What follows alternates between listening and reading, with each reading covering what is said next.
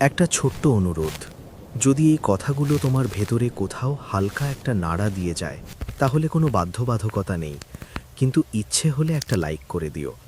আর যদি মনে হয় এই সিরিজটা আরও গভীরে যেতে পারে, তাহলে মন থেকে সাবস্ক্রাইব করে পাশে থেকো। আমরা তাড়াহুড়ো করব না। এবারে একটা অদ্ভুত কিন্তু খুব গভীর প্রশ্ন করি। যদি এমন একটা দিন আসে যেদিন তোমাকে আর চেষ্টা করতে না হয়, তুমি নিজে থেকেই শান্ত থাকো, নিজে থেকেই সচেতন থাকো, তাহলে কেমন লাগবে? কল্পনা করতে পারছো? কারণ এখন তুমি যা কিছু করছো সবই এফর্ট দিয়ে। শান্ত থাকতে চেষ্টা, রাগ সামলাতে চেষ্টা, মনকে থামাতে চেষ্টা। আর এই কনস্ট্যান্ট এফর্টটাই তোমাকে ক্লান্ত করে দিচ্ছে। কিন্তু একটা স্টেজ আছে যেখানে এফোর্ট শেষ হয়ে যায় আর ফ্লো শুরু হয়। এই জায়গাটাকেই বোঝা খুব জরুরি। দেখো, প্রথমে তুমি নিজেকে কন্ট্রোল করতে চাও, তারপর তুমি অবজার্ভ করতে শেখো, তারপর একসময় তুমি বুঝতে পারো কিছু কন্ট্রোল করার দরকারই নেই, সবকিছু নিজে থেকেই ঘটছে আর তুমি শুধু উইটনেস। এই শিফটটাই সবচেয়ে পাওয়ারফুল। মিহাইলি চিকসেন্ট-মিহাইলি তার ফ্লু কনসেপ্টে বলেছিলেন, যখন তুমি পুরোপুরি প্রেজেন্ট থাকো তখন কাজ এফোর্ট মনে হয় না, তুমি ফ্লোতে চলে যাও। কিন্তু এখানে একটা টুইস্ট আছে। ফ্লো শুধু কাজের মধ্যে না, ফ্লো পুরো জীবনেও আসতে পারে। যখন তুমি হাঁটছো, ফ্লো। যখন তুমি কথা বলছো, ফ্লো। যখন তুমি একা বসে আছো, ফ্লো। মানে তুমি আর আলাদা আলাদা স্টেটে নেই, তুমি একটা কন্টিনিউয়াস অ্যাওয়ারনেসে আছো। এখন একটা গভীর জিনিস বোঝো, এই অবস্থাটা করে পাওয়া যায় না, এটা ধীরে ধীরে ঘটে। যেমন তুমি যদি একটা ফুলকে জোর করে ফোটাতে চাও, পারবে না। কিন্তু তুমি যদি ঠিক এনভায়রনমেন্ট দাও, জল, আলো, সময়, ফুল নিজে থেকেই ফুটবে। ঠিক তেমনি তুমি শুধু অ্যাওয়ারনেস প্র্যাকটিস করো, কনসিস্টেন্সি রাখো। একদিন হঠাৎ করে তুমি দেখবে তুমি আর চেষ্টা করছো না, তুমি নিজেই অ্যাওয়ার হয়ে গেছো। এটাই ন্যাচারাল স্টেট। অ্যালেন ওয়াটস বলেছিলেন, muddy water is best cleared by leaving it alone. মানে তুমি যত বেশি মাইন্ডকে কন্ট্রোল করতে চাও, তত বেশি সেটা ডিস্টার্বড হয়। তুমি যদি একটু স্পেস দাও, তাহলে সেটা নিজে থেকেই সেটেল হবে। এখানে একটা রিয়েল লাইফ মুমেন্ট ভাবো। তুমি খুব টেনশনে আছো, হঠাৎ করে তুমি একটু চুপ করে বসে রইলে, কিচ্ছু না করে। কিছুক্ষণ পরে তুমি খেয়াল করবে তোমার ভিতরে একটু শান্তি আসছে। কেন? কারণ তুমি কিছু করছো না, তুমি শুধু অ্যালাউ করছো। এটাই ফ্লোয়ের শুরু। কিন্তু এখানে একটা সাটল ট্র্যাপ আছে। অনেকে এই স্টেজে এসে লেজি হয়ে যায়, ভাবতে শুরু করে সবকিছু নিজে থেকেই হচ্ছে, তাহলে কিছু করার দরকার কি? না, এটা ভুল। ফ্লো মানে ইনঅ্যাক্টিভিটি না, ফ্লো মানে এফর্টলেস অ্যাক্টিভিটি। তুমি কাজ করবে কিন্তু চাপ নিয়ে না, তুমি রিলেশনশিপে থাকবে কিন্তু ডিপেন্ডেন্সি নিয়ে না, তুমি জীবন বাঁচবে কিন্তু ক্লিং করে না। এই ব্যালেন্সটাই মাস্টারি। এখন একটা প্রশ্ন তোমার জন্য, তুমি কি এখনো লাইফকে কন্ট্রোল করতে চাইছো, নাকি তুমি ধীরে ধীরে ট্রাস্ট করতে শিখছো যে লাইফ নিজে থেকেই আনফোল্ড হচ্ছে? কারণ যতদিন তুমি কন্ট্রোল করতে চাইবে, ততদিন টেনশন থাকবে। যেদিন তুমি ট্রাস্ট করবে, সেদিন ফ্লো আসবে। আসল ট্রুথ হলো, এফর্ট দরকার, কিন্তু শেষ পর্যন্ত এফর্ট ছেড়ে দিতে হয়। কন্ট্রোল দরকার, কিন্তু শেষে কন্ট্রোল ডিসলভ হয়ে যায়। প্র্যাকটিস দরকার, কিন্তু শেষে প্র্যাকটিস স্বভাব হয়ে যায়। আর তখন তুমি কিছু করো না, তোমার মাধ্যমে সবকিছু ঘটে। যদি জানতে চাও কিভাবে এই স্টেজে পৌঁছে মানুষ নিজের মধ্যে এমন এক আনন্দ খুঁজে পায় যেটা বাইরের কিছুতে নির্ভর করে না, তাহলে সাথে থাকো। আমি কথা দিচ্ছি, বোর হবে না। এবারের প্রশ্নটা খুব সিম্পল, কিন্তু উত্তরটা তোমার জীবন বদলে দিতে পারে। তুমি কি সত্যি সুখী? না, 1 মিনিট থামো, দ্রুত উত্তর দিও না, ভেবে বলো। কারণ বেশিরভাগ মানুষ বলে, হ্যাঁ, মোটামুটি চলছে, কিন্তু ভেতরে ভেতরে একটা ফাঁকা জায়গা থেকেই যায়। তুমি কিছু পাও, কিছুদিন ভালো লাগে, তারপর আবার একই শূন্যতা। নতুন ফোন, নতুন রিলেশনশিপ, নতুন সাকসেস, সব কিছুতেই একই প্যাটার্ন। শুরুতে এক্সাইটমেন্ট, তারপর হ্যাবিচুয়েশন, তারপর এমটিনেস। কেন এমন হয়? কারণ আমরা সুখকে ভুল জায়গায় খুঁজছি। আমরা ভাবি, যদি এটা পাই আমি খুশি হব, কিন্তু এটা কখনো স্থায়ী না। বুদ্ধা একটা খুব সিম্পল কথা বলেছিলেন, ডিজায়ার ক্রিয়েটস সাফারিং। মানে, তুমি যত কিছু পেতে চাও ততই তুমি অশান্ত হয়ে উঠো। এখন ভুল বুঝো না, চাওয়া খারাপ না, কিন্তু সমস্যা তখনই যখন তুমি ভাবো আমি এটা না পেলে ইনকমপ্লিট। এখানেই ট্র্যাপ। বর্তমান সময়ে তুমি যদি দেখো, মানুষ সব কিছু পাচ্ছে, কিন্তু পিস পাচ্ছে না। কারণ বাইরের জিনিস তোমাকে টেম্পোরারি প্লেজার দেয়, পার্মানেন্ট ফুলফিলমেন্ট না। এখন একটা সাটল ট্রুথ, প্লেজার আর জয় এক জিনিস না। প্লেজার আসে বাইরের থেকে, জয় আসে ভিতর থেকে। প্লেজারের জন্য স্টিমিউলাস দরকার, জয়ের জন্য শুধু প্রেজেন্স দরকার। ধরো, তুমি প্রিয় গান শুনছ, প্লেজার। কিন্তু তুমি চুপ করে বসে থেকেও যদি শান্ত থাকো, জয়। এটাই পার্থক্য। এখন প্রশ্ন হলো, কেন আমরা ভিতরের জয় অনুভব করতে পারি না? কারণ আমাদের মন সবসময় কিছু না কিছু চাইছে, একটা শেষ না হতেই আরেকটা। এই এন্ডলেস ওয়ান্টিংই আমাদের ক্লান্ত করে। আর্থার শপেনহাওয়ার বলেছিলেন, life swings like a pendulum between pain and boredom. মানে, তুমি কিছু না পেলে কষ্ট, পেলে কিছুদিন পরে বোর। এই পেন্ডুলামেই আমরা দুলছি। এখন একটা রিয়েল লাইফ সিন কল্পনা করো। তুমি অনেক কষ্ট করে একটা গোল অ্যাচিভ করলে, ধরো প্রমোশন পেল। প্রথম 5 দিন খুব ভালো লাগবে, তারপর আবার নতুন গোল, আবার দৌড়। এই সাইকেল কি কখনো শেষ হয়? না, কারণ প্রবলেম গোলে না, প্রবলেম এক্সপেকটেশনে। তুমি ভাবছ এটা পেলেই আমি কমপ্লিট, কিন্তু কমপ্লিটনেস বাইরের কিছুতে নেই। এখন একটা খুব গভীর জিনিস বলি, তুমি যতক্ষণ না নিজের সাথে কমফোর্টেবল হচ্ছ, ততক্ষণ কোনো কিছু তোমাকে পার্মানেন্টলি হ্যাপি করতে পারবে না। তুমি যদি একা বসে অশান্ত হও, তাহলে 10 জনের মাঝেও তুমি অশান্ত থাকবে। শুধু ডিস্ট্র্যাকশন বদলাবে, অশান্তি থাকবে। একার্ট টোলে তার দ্য পাওয়ার অফ নাওয়ে বলেছেন, pleasure is always derived from something outside you, whereas joy arises from within. এটাই আসল কি। জয় ক্রিয়েট করতে হয় না, জয় অলরেডি আছে।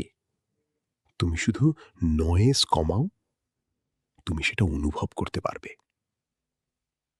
এখন একটা ছোট্ট এক্সপেরিমেন্ট। আজ 5 মিনিট চুপ করে বসো, কোনো ফোন না, কোনো মিউজিক না। প্রথমে অস্বস্তি লাগবে, মন ছটফট করবে, কিন্তু যদি তুমি একটু ধৈর্য রাখো, ধীরে ধীরে একটা সাটল শান্তি আসবে। এটাই তোমার ন্যাচারাল স্টেট। এটা বাইরে থেকে আনতে হয় না, এটা ভেতরেই ছিল, তুমি শুধু এতদিন ইগনোর করেছ। এখন একটা অনেস্ট প্রশ্ন, তুমি কি সত্যিই নিজের সাথে বসতে পারো, নাকি তুমি সবসময় কিছু না কিছু দিয়ে নিজেকে ডিস্ট্র্যাক্ট করো? কারণ যতদিন তুমি নিজেকে অ্যাভয়েড করবে, ততদিন তুমি নিজেকে খুঁজে পাবে না। একটা কথা জানো তো, প্লেজার টেম্পোরারি, জয় পার্মানেন্ট, চাওয়া এন্ডলেস, প্রেজেন্স কমপ্লিট। বাইরে দৌড়ালে ক্লান্তি, ভেতরে ফিরলে শান্তি। যদি জানতে চাও কিভাবে এই ইনার জয় ধীরে ধীরে তোমার জীবন, রিলেশনশিপ আর ডিসিশনগুলোকে বদলে দেয়, তবে শোনো, খুব গভীর কথা, যেটা বুঝতে পারলে তোমার রিলেশনশিপ, ডিসিশন, এমনকি তোমার পুরো জীবনটাই বদলে যেতে পারে। একটু খেয়াল করে দেখবে, তুমি যেভাবে ভিতরে আছো, ঠিক সেভাবেই তুমি বাইরে মানুষ আর পরিস্থিতি চুজ করো। মানে, তুমি যদি ভিতরে অশান্ত হও, তুমি এমন রিলেশনশিপে জড়াবে যেখানে ড্রামা থাকবে। তুমি যদি ভিতরে ইনসিকিউর হও, তুমি এমন মানুষকে আকর্ষণ করবে যারা তোমাকে ভ্যালিডেট করবে কিন্তু শান্তি দেবে না। এটা কোইন্সিডেন্স না, এটা প্যাটার্ন। কার্ল ইয়াং বলেছিলেন, "Your vision will become clear only when you can look into your own heart." মানে, তুমি বাইরে যা দেখছো সেটা আসলে তোমার ভিতরের রিফ্লেকশন। এখন একটা রিয়েল এক্সাম্পল ভাবো। একটা মেয়ে বারবার টক্সিক রিলেশনশিপে জড়াচ্ছে। সে ভাবছে সব ছেলেই খারাপ, কিন্তু সে নিজের ভিতরে তাকাচ্ছে না। তার ফিয়ার অফ অ্যাবান্ডনমেন্ট, তার লো সেলফ ওয়ার্থ, এই ভিতরের প্যাটার্নটাই তাকে একই ধরনের মানুষ বেছে নিতে বাধ্য করছে। ঠিক একইভাবে একজন ছেলে সবসময় ক্যারিয়ার নিয়ে কনফিউজড, একটা জব শুরু করে, ছেড়ে দেয়, আবার নতুন কিছু। সেভাবে আমি আনলাকি, কিন্তু আসলে তার ভিতরে ক্ল্যারিটি নেই। সে নিজের আসল চাওয়াটা জানে না, তাই বাইরে সবকিছু আনস্টেবল লাগছে। এখন একটা পাওয়ারফুল ট্রুথ, তোমার লাইফ চেঞ্জ করতে চাইলে তোমাকে সিচুয়েশন চেঞ্জ করতে হবে না, তোমাকে ভিতরের স্টেট চেঞ্জ করতে হবে। কারণ same mind, same choices, same results. তুমি যদি একই মাইন্ডসেট নিয়ে নতুন রিলেশনশিপে যাও, রেজাল্ট একই হবে। তুমি যদি একই কনফিউশন নিয়ে নতুন কাজ শুরু করো, রেজাল্ট একই হবে। তাই আসল কাজটা ভিতরে। এখন একটা সাটল জিনিস বুঝো, যখন তুমি ভিতরে শান্ত হতে শুরু করো, তখন তোমার চয়েস বদলাতে শুরু করে। আগে যেটা অ্যাট্রাক্ট করত, এখন সেটা ইরিটেট করে। আগে ড্রামা ভালো লাগতো, এখন পিস খুঁজতে ইচ্ছে করে। এটাই ইভলিউশন। জেমস অ্যালেন তার অ্যাজ আ ম্যান থিঙ্কেথ বইতে বলেছেন, a man is literally what he thinks. মানে, তুমি যা ভাবো ধীরে ধীরে তুমি সেটাই হয়ে ওঠো। এখন একটা ইন্টারেস্টিং অবজারভেশন, বর্তমান সময়ে অনেকেই বলছে আমার লাইফ টক্সিক হয়ে গেছে, কিন্তু খুব কম মানুষ জিজ্ঞেস করছে আমার ভিতরে কি আছে যেটা এই টক্সিসিটিকে অ্যাট্রাক্ট করছে।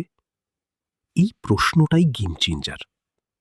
এখন একটা ছোট এক্সারসাইজ, তুমি যাদের সাথে বারবার কনফ্লিক্টে জড়াও তাদের নিয়ে ভাবো, কি কমন প্যাটার্ন আছে? তারা কি তোমাকে ইগনোর করে, নাকি তারা ডমিনেট করে? তারপর নিজের ভিতরে দেখো, এই প্যাটার্নের সাথে তোমার কোনো ভয় বা অভ্যাস ম্যাচ করছে? এই কানেকশনটা বুঝলেই তুমি ফ্রি হতে শুরু করবে।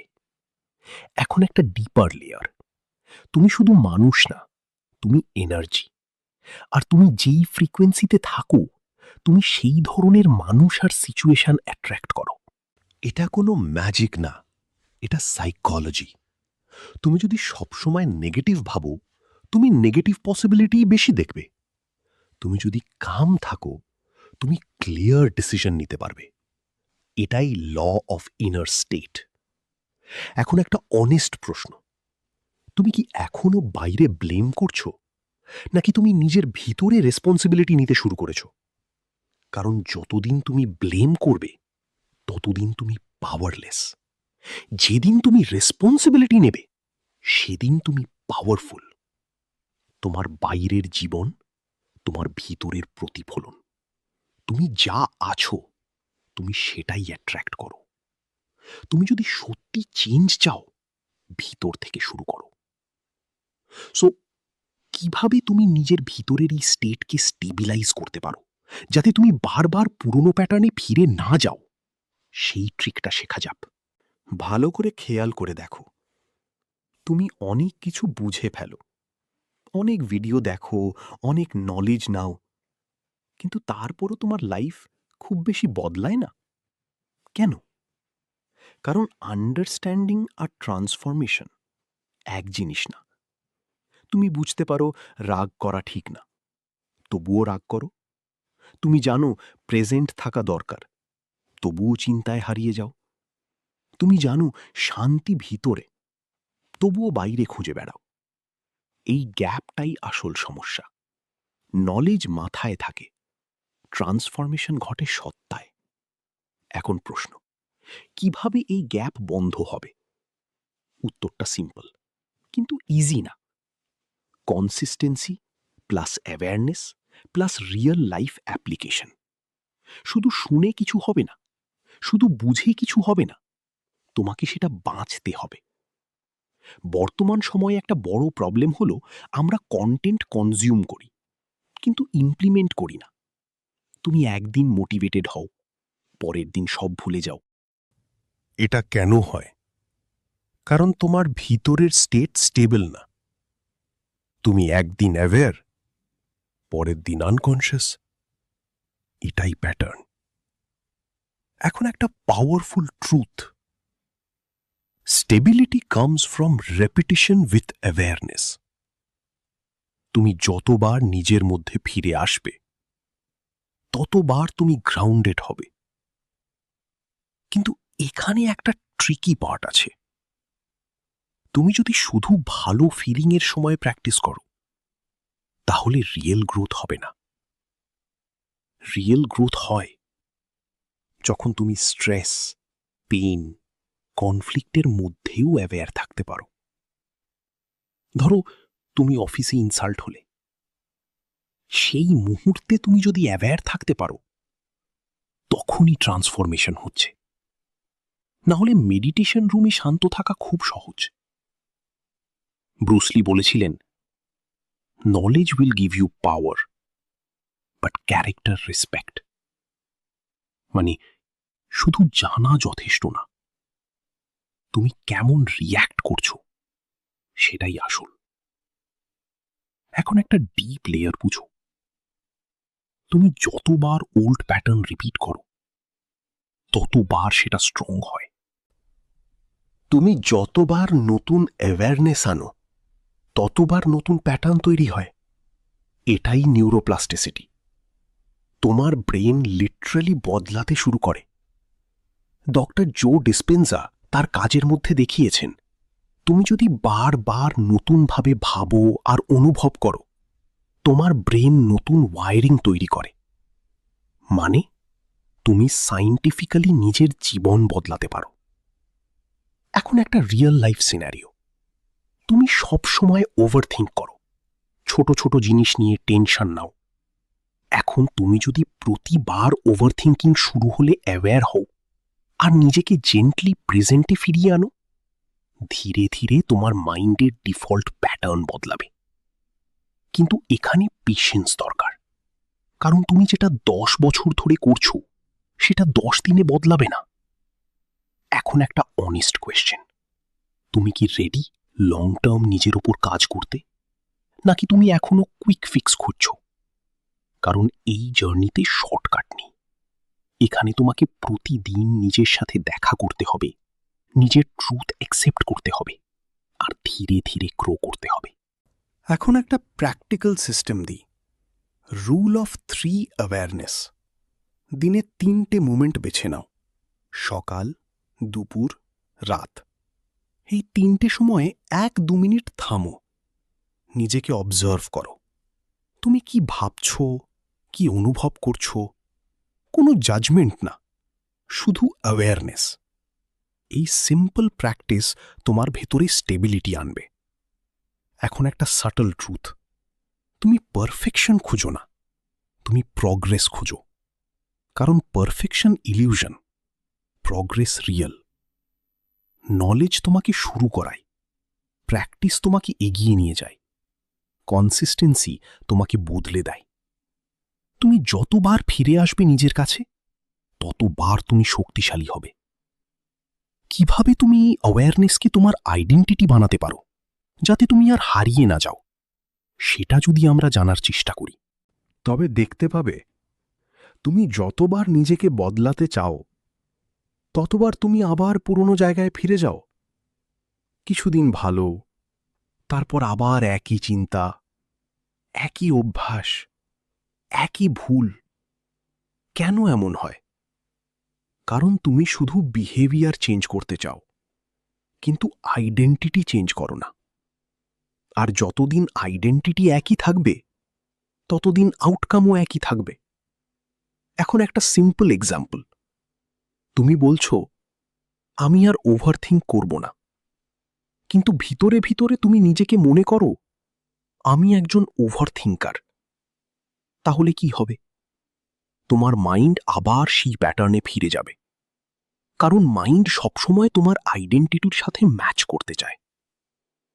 জেমস ক্লিয়ার তার অ্যাটমিক হ্যাবিটস বইতে বলেছেন, you do not rise to the level of your goals, you fall to the level of your systems. আর সেই সিস্টেমের ভিতরেই তোমার আইডেন্টিটি লুকিয়ে থাকে। এখন একটা পাওয়ারফুল ট্রুথ, তুমি যা বারবার বলো নিজের সম্পর্কে, ধীরে ধীরে তুমি সেটাই হয়ে ওঠো। তুমি যদি বারবার বলো, আমি আনলাকি, আমি কিছুই পারি না, তাহলে তোমার মাইন্ড সেই অনুযায়ী রিয়ালিটি ক্রিয়েট করবে। এটা ম্যাজিক না, এটা প্রোগ্রামিং। এখন একটা ডিপ লেয়ার। তোমার আইডেন্টিটি তৈরি হয়েছে তোমার পাস্ট এক্সপিরিয়েন্স, তোমার এনভায়রনমেন্ট আর তোমার রিপিটেড থটস দিয়ে। কিন্তু এর মানে এই না যে এটা ফিক্সড। তুমি চাইলে এটা রিরাইট করতে পারো। ক্যারল ডুয়েক তার মাইন্ডসেট বইতে বলেছেন, becoming is better than being. মানে তুমি ফিক্সড না, তুমি কনস্ট্যান্টলি ইভলভ করছো। এখন প্রশ্ন, কিভাবে আইডেন্টিটি চেঞ্জ করবে? Step 1, awareness. প্রথমে তোমাকে ধরতে হবে তুমি নিজের সম্পর্কে কি বিশ্বাস করো।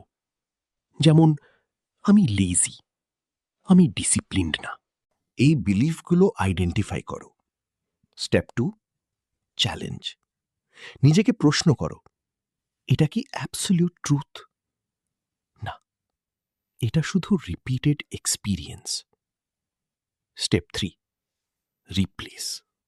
এখন নতুন আইডেন্টিটি চুজ করো।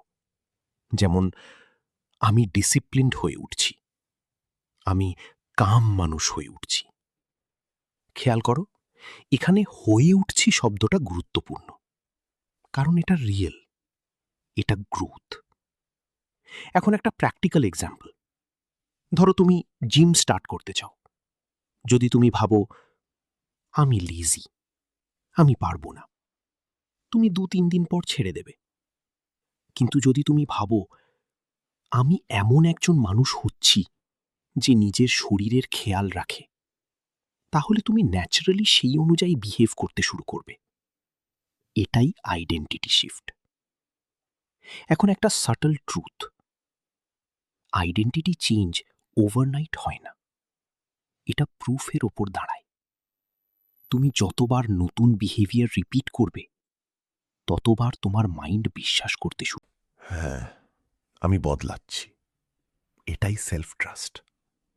এখন একটা অনেস্ট কোয়েশ্চেন, তুমি কি এখনো নিজের পুরনো গল্পে আটকে আছো, নাকি তুমি নতুন গল্প লিখতে রেডি? কারণ যতদিন তুমি পুরনো আইডেন্টিটি ধরে রাখবে, ততদিন তুমি নতুন লাইফ ক্রিয়েট করতে পারবে না। তুমি তোমার পাস্ট না, তুমি তোমার পসিবিলিটি। তুমি যা ছিলে তা শেষ হয়ে গেছে। তুমি যা হতে চাও তা এখন তৈরি হচ্ছে। আইডেন্টিটি বদলাও, লাইফ নিজে থেকেই বদলাবে। কিভাবে তুমি এই নতুন আইডেন্টিটিকে পার্মানেন্টলি স্ট্রং করতে পারো, যাতে আর ভেঙে না যায়, এবার চলো সেটা শিখি। তাহলে শোনো, আরেকটা খুব সাটল কিন্তু ডেঞ্জারাস জিনিস জানো, তুমি বদলাতে শুরু করলেই তোমার ভেতরেই একটা রেজিস্ট্যান্স তৈরি হয়। হ্যাঁ, তোমার নিজের মাইন্ডই তোমাকে আগের জায়গায় টেনে নিয়ে যেতে চায়। কেন জানো? কারণ তোমার মাইন্ডের একটাই কাজ, সারভাইভাল, নট ট্রান্সফরমেশন। তোমার মাইন্ড চেঞ্জ পছন্দ করে না, কারণ চেঞ্জ মানেই আননোন, আর আননোন মানেই রিস্ক। তাই যখন তুমি নতুন আইডেন্টিটি ক্রিয়েট করতে শুরু করো, মাইন্ড ভয় পায়, আর সেই ভয়ই রেজিস্ট্যান্স হয়ে সামনে আসে। এখন একটা রিয়েল লাইফ সিন দেখো। তুমি ঠিক করলে আমি এবার থেকে ডিসিপ্লিনড হব। প্রথম 2-3 দিন সব ঠিক, তারপর হঠাৎ অলস লাগতে শুরু করে, মোটিভেশন কমে যায়। তুমি ভাবো হয়তো এটা আমার জন্য না। না, এটা তোমার ফেলিয়ার না, এটার রেজিস্ট্যান্স। স্টিভেন প্রেসফিল্ড তার দ্য ওয়ার অফ আর্ট বইতে বলেছেন, resistance will tell you anything to keep you from doing your work. মানে তোমার মাইন্ড তোমাকে হাজারটা এক্সকিউজ দেবে, শুধু যাতে তুমি গ্রো না করো। এখন একটা ডিপ লেয়ার, রেজিস্ট্যান্স সবসময় অবভিয়াস না, এটা অনেক সময় ডিসগাইজ হয়ে আসে। যেমন প্রোক্রাস্টিনেশন, অর্থাৎ আজ না কাল করব। ওভার থিঙ্কিং, মানে আরও একটু ভাবি। পারফেকশনিজম, মনে দ্বন্দ্ব তৈরি করে, পারফেক্ট না হলে শুরু করব না। এই 3টে সবচেয়ে ডেঞ্জারাস ট্র্যাপ, কারণ এগুলো লজিক্যাল মনে হয়, কিন্তু আসলে এগুলো গ্রোথ ডিলে করে। এখন একটা পাওয়ারফুল ট্রুথ বলি, তুমি যত বড় চেঞ্জ করতে চাও, রেজিস্ট্যান্স তত বড় হবে, কারণ তুমি কমফর্ট জোন ভাঙছ। এখন একটা কোয়েশ্চেনের সম্মুখীন করাই, তুমি কি কখনো খেয়াল করেছ যে কাজটা তোমার লাইফ চেঞ্জ করতে পারে, ঠিক সেটাই করতে তোমার সবচেয়ে বেশি ভয় লাগে? এটাই সাইন তুমি সঠিক ডিরেকশনে আছো। সেথ গোডিন বলেছিলেন, the resistance is a sign that you are doing something important. এখন প্র্যাকটিক্যাল কি করবে? Step 1, identify resistance. যখনই তুমি অ্যাভয়েড করতে চাইছো, নিজেকে ধরো, বলো এটা রেজিস্ট্যান্স। এই অ্যাওয়ারনেসটাই power. Step 2, don't fight, move. রেজিস্ট্যান্সের সাথে যুদ্ধ করো না, জাস্ট ছোট একটা স্টেপ নাও। 1 ঘন্টা কাজ না, 5 মিনিট শুরু করো। পুরো প্ল্যান না, একটা ছোট action now. Action ব্রেকস resistance. Step 3, make it a game. তুমি রেজিস্ট্যান্সকে এনিমি না ভাবো, এটাকে গেম ভাবো। যখনই রেজিস্ট্যান্স আসবে, তুমি চ্যালেঞ্জ নেবে। আমি দেখব আমি কি এটাকে বিট করতে পারি। এই মাইন্ডসেট তোমাকে মোটিভেটেড রাখবে। এখন একটা রিয়েল সিনারিও, তুমি কন্টেন্ট ক্রিয়েট করতে চাও, কিন্তু ভাবছো পারফেক্ট স্ক্রিপ্ট না হলে আপলোড করব না। রেজাল্ট, মাসের পর মাস ডিলে। এটা পারফেকশন না, এটা ফিয়ার। যদি তুমি ইমপারফেক্ট হয়েও স্টার্ট করো, তাহলে তুমি গ্রো করবে। এখন একটা অনেস্ট কোয়েশ্চেন, তুমি কি এখনো ওয়েট করছো পারফেক্ট মোমেন্টের জন্য, নাকি তুমি ইমপারফেক্ট হয়েও শুরু করতে রেডি? কারণ পারফেক্ট মোমেন্ট কখনো আসে না, মোমেন্টকে পারফেক্ট বানাতে হয়। এখন একটা সাটল ট্রুথ জানাই, রেজিস্ট্যান্স কখনো কমপ্লিটলি ডিসঅ্যাপিয়ার করবে না, কিন্তু তুমি স্ট্রং হয়ে যাবে। প্রথমে রেজিস্ট্যান্স তোমাকে কন্ট্রোল করবে, তারপর তুমি রেজিস্ট্যান্সকে অবজার্ভ করবে, শেষে তুমি রেজিস্ট্যান্সের মধ্যেও অ্যাকশন নেবে। এটাই মাস্টারি। এখন আসল ট্রুথ হল, রেজিস্ট্যান্স এনিমি না, এটা গ্রোথের গেট কিপার। তুমি যদি এটাকে পাস করতে পারো, তুমি নেক্সট লেভেলে পৌঁছে যাবে।